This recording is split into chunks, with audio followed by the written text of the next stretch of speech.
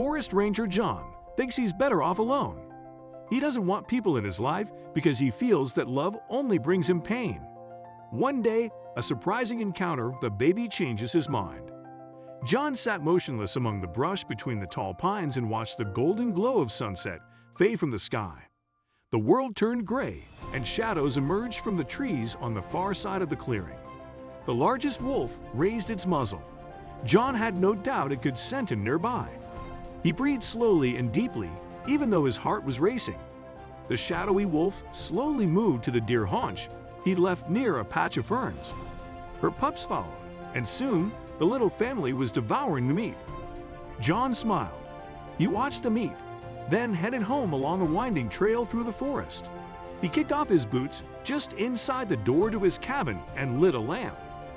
While his dinner was cooking over the fire, he recorded his observations about the wolves. The fire crackled and popped, and insects sang in the night, but no other sounds penetrated the cabin. The wolves were John's only friends and neighbors in the forest. Except for the occasional hiker, John only saw people on his monthly supply run to the closest town. Being the only ranger in the area was lonely, but that was how John liked it. The fewer people in his life, the better. John was checking one of the trails the next day when he noticed some crows squabbling over carrion. Curious, John crept closer. His heart dropped when he recognized the gray and white fur. "Get away from there!" John's voice was scratchy and louder than he'd expected, startling himself and the crows. He knelt beside the small dead wolf pup.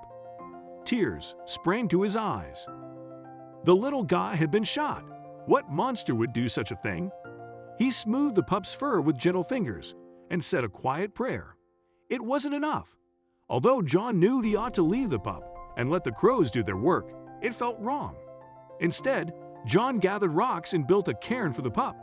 He picked some flowers and placed them atop the mound of stones. As he rose, something moved in his peripheral vision. It was Jody, one of the two mama wolves in the small local pack. She watched him with her yellow eyes, tongue lolling between her fangs. John looked down, avoiding direct eye contact. "I'm sorry, Mama," he said. "I let you down by not protecting your baby, but it won't happen again." John reported the incident to his supervisor. While waiting to hear back from him, another disturbing event occurred. A few days after John discovered the dead pup, he was woken by a baby's cries. John rushed to his door. It was still dark out, but he saw Jody approaching his hut by the light of his lamp. The wolf was alone and had something in her jaws. She watched John as she set the bundle down at the base of the steps leading to his door. A tiny arm emerged. The wolf loped back into the trees as John rushed to inspect the package. He hadn't imagined things. Jody had brought him a baby.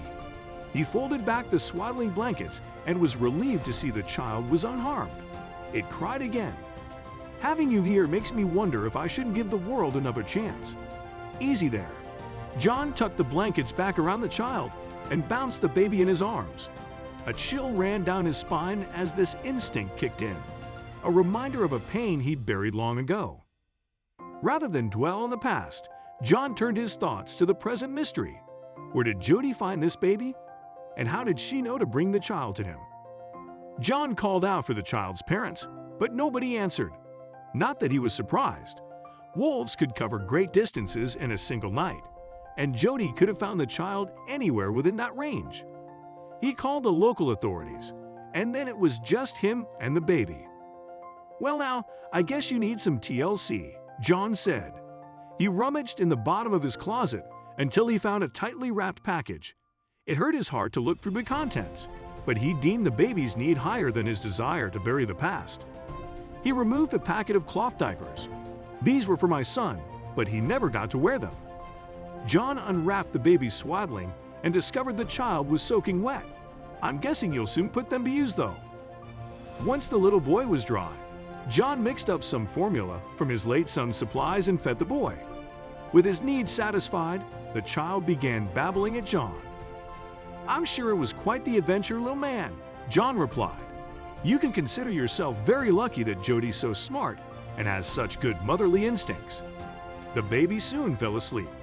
As John cuddled him against his chest, The warmth of his tiny body and the gentle sound of his breath made John realize just how much he'd missed the companionship of friends and family. "Ain't much to do about it," he muttered, rubbing the baby's back. "My sister, Rosie, got lost in the woods just like you, but we never saw her again. Mom and Pa died of broken hearts a year later. I had to live with my uncle, and he was not a very nice person." John sighed. It was cathartic to finally voice his pain, even to a baby who didn't understand a word of it. "How did Timothy end up getting separated from you?" "I nearly had a son," he continued. "I married a beautiful woman shortly after moving back here to Pa's cabin. We were very happy until our child was stillborn. Maybe we could have been happy again after that, but I couldn't bear any more loss in my life." The baby shifted position. John put a hand out to keep him secure, and the child wrapped his fist around John's finger. The man smiled at the baby, even as tears welled in his eyes. "Having you here makes me wonder if I shouldn't give the world another chance." John wondered if he could find happiness in his life, but how could he hope to form a family when he didn't know anyone? Child services arrived that afternoon to fetch the baby. John looked down at his sweet face and couldn't bear to hand the boy over. He wished he might keep the baby with all his heart, but it was impossible. Afterward, John was struck by how empty his cabin seemed without the sound of the baby gurgling and giggling. All he could hope for now was that the child would soon be returned to his family. For the next few weeks, John distracted himself from wondering about the lost baby by throwing all his energy into searching for signs of the people responsible for killing the wolf pup. However, heavy rain had recently passed through the area, destroying any tracks. One day, John got a phone call that put his heart to rest about one worry. The baby's mother called to thank him for caring for her son. "Please, won't you join me at my family for dinner?" the woman said. "It's the least I can do to repay you for keeping my son safe." John was a little hesitant, but agreed to meet the family for dinner. After all, hadn't he just decided he should give the world another chance? When John arrived at the family's home, he was greeted by a bubbly woman with a beaming smile. "You must be John. Come inside. I'm Rosie, and my husband Mike is in the next room with Timothy, who you've already met." "I had a sister called Rosie," he replied as he stepped inside. "Had?" Rosie arched her eyebrows. "I'd rather not discuss it." John glanced away just as a man came to the door. John was feeling a little overwhelmed, having met two people in a few minutes when he'd barely spoken to anyone for the past few years. However, he began to feel more comfortable while they enjoyed dinner. Afterward, Rosie brought baby Timothy to him. He smiled down at the boy in his arms. "I've got a question," John said. "How did Timothy end up getting separated from you?" Rosie exchanged a glance with Mike. "I wanted to show my husband the wonderful area I grew up in, but lost control of the car when a deer ran across the road. We hit a tree and both lost consciousness. When we woke up, emergency services was there, but Timothy had vanished." "Did child services tell you one of the wolves brought him to me?" "No." Rosie straightened in her seat. "Are you for real?" John nodded. "Her name's Jody. You said you grew up near the forest, Rosie. Which town were you from?" Rosie laughed. "None. I spent my early childhood in a cabin my dad built in the forest. It was idyllic, but then I got lost one day. I was bounced from shelter to shelter while they tried to find my parents, but by the time they finally tracked them down, both had passed away. I was placed into foster care then," Rosie continued. "Honestly, I don't remember much of those early days. Sometimes it feels like a dream I made up, but I know it's real because of this. It's the one thing I have from my parents." John stared at the locket Rosie lifted from beneath her shirt. It was the last piece of the puzzle. "You're my sister," John exclaimed. "Even if your story wasn't similar, I recognize that locket. An inscription inside it says, 'Follow your heart home.'" Rosie's jaw dropped. "But I never even mentioned I had a brother. How? Is that really you, John?" John nodded. "We thought the worst when you disappeared. It never even crossed my mind that you might still be alive." The siblings hugged. They spent the rest of the evening catching up on all the life events they'd missed over the last 30 years. It was an emotional reunion. More than once, he looked down at Timothy, asleep in his arms, and couldn't believe that the sweet baby Jody brought him had turned out to be his nephew. It was difficult for John to leave, especially when he handed Timothy over to Mike and the child started crying. It was as though the baby didn't want him to go either. John drove home along the rutted track, winding through the forest, with a sense of lightness in his heart he hadn't experienced since childhood. However, all those good feelings vanished when he heard gunshots ring out through the trees. John grabbed his rifle, radio, and torch and entered the forest. He called for backup and raced toward the direction of the gunshots.